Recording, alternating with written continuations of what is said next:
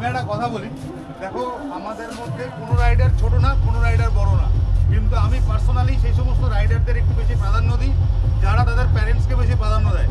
তো আমি এবার স্টেজে রাখবো আমাদের ঋত্বিককে এবং ঋত্বিকের মাকে। আমি ঋত্বিককে এই কারণে বেশি ভালোবাসি, তার কারণ হচ্ছে আমি ঋত্বিককে যখন ফোন করেছিলাম তুমি তোমার মাকে ছাড়া রাইড করো, ও বলেছিল না মাকে ছাড়া আমি রাইড করবো না। তো ঠিক আছে,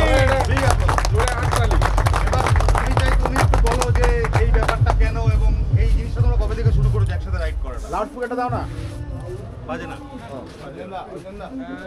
আমি বাইক আমার মিটিওর 350 আমি বাইক কিনেছিলাম 2022 সালে। তারপর থেকে খুব একটা চালানো হয় না, কারণ আমি বাড়িতে কম থাকি আর বাইরে বেশি থাকি, রায়গঞ্জে আমি থাকি, ইউনিভার্সিটিতে থাকি। তো ওই যখন টুকটাক সময় পাই তখন ঘুরতে যাই। প্রবলেম হচ্ছে মা আমাকে একা ছাড়ে।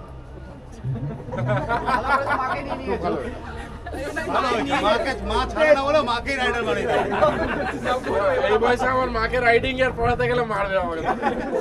তো আমার প্রথম রাইড ছিল পুরুলিয়া গেছিলাম আমি অ্যাডভেঞ্চারাস বাঙালির সাথে।